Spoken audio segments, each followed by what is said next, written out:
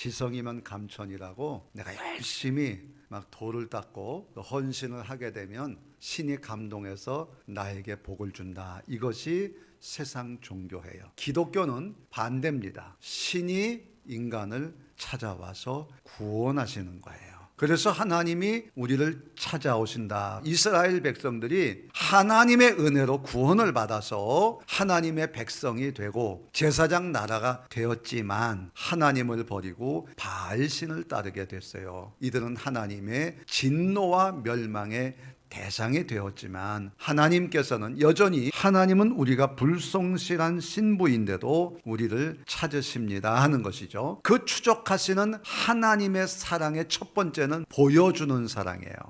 하나님께서는 이 보는 것의 힘을 호세아를 통해서 보여줘라. 음란한 여인과 결혼해라 하는 것입니다. 그러니까 하나님은 신랑 그 신부였던 이스라엘 백성들이 간음한 여인이라 그 말이에요. 그러니 이스라엘 백성들에게 간음한 여인을 여전히 사랑하고 또 그를 통해 이 가정을 회복시키기를 원하시는 하나님의 뜻을 알려줘라 하는 그런 얘기입니다. 여러분, 하나님이 내려오셔서 찾아오셔서 오늘 우리와 다시 한번 결혼해서 우리를 회복시키려고 하는 이 마음을 기억하시고 기도할 수 있기를 바라요. 우리의 신앙의 리더들이 그래야 될 사명이 있어요.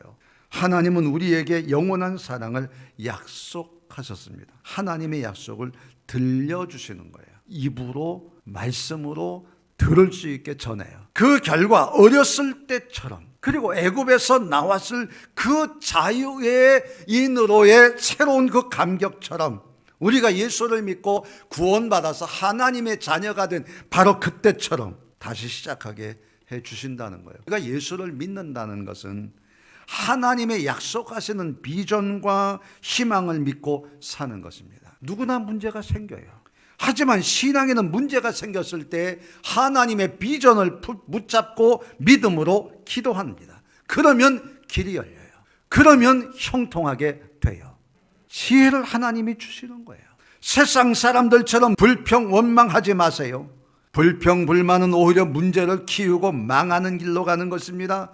믿음으로 승리하는 신자는 하나님의 약속을 붙잡고 믿고 구하는 것입니다. 믿고 구하는 자에게 하나님 은혜를 베푸시는 것입니다. 여러분, 하나님의 약속을 귀로 듣고 마음에 새기고 믿고 기도하는 신자 반드시 승리하게 하실 것입니다. 하나님이 주실 놀라운 비전을 생각해 보세요. 하나님 우리 주신 비전이에요. 그 약속을 믿고 기도하면 하나님이 약속대로 이루어 주실 줄로 믿습니다. 하나님은 노예 상태에서 벗어날 수 있도록 대가를 치르십니다. 예수님께서도 우리를 위하여 십자가로 대가를 치르셨잖아요. 십자가의 죽음의 대가로 구원하시고 사랑하셨단 말이에요. 고난이 없이는 사랑도 없구나. 우리 사순절을 보내고 있습니다. 예수님의 십자가의 고난을 묵상하고 따라가는 이유는 고난으로 생명이 탄생되기 때문에 그런 거예요. 모든 생명은 다 아픔으로부터 시작합니다. 어머니의 해산의 고통으로 태어나는 것처럼 모든 아픔으로 생명이 태어나는 거예요. 고난은 구원의 원리예요.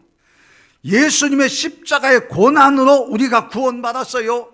밀알 하나가 땅에 떨어 죽지 않으면 한 알 그대로 있고 죽으면 많은 열매를 맺는다 하셨어요. 고난의 대가로 구원받은 우리들 어떻게 살아야 돼요? 그 부모의 희생의 마음에는 우리도 부모의 희생을 본받아 잘 살기를 바라는 바람이 있어요. 마찬가지로 예수 그리스도의 희생 속에는 우리가 믿음 안에 잘 살기를 바라는 하나님의 바람이 있다는 말이에요. 여러분, 이제 우리 바뀌어야 됩니다. 하나님은 우리를 찾아오시는데 우리를 사랑하십니다. 우리에게 보여주시고 들려주셨어요. 그리고 우리를 위해 대가를 치르셨습니다. 오늘 그 하나님의 사랑, 추적하시는 사랑이 나에게 있습니다. 오늘 그 사랑으로 예배당도 건축하고 기도하고 오늘 약속하신 것처럼 전쟁 없는 평화, 공의와 정의와 긍휼이 실현되는 가정, 그리고 심는 대로 거두게 하시는 이 생업의 축복, 이 모든 것이 여러분의 것이 되고 우리 교회의 것이 되기를 주의 이름으로 축원합니다.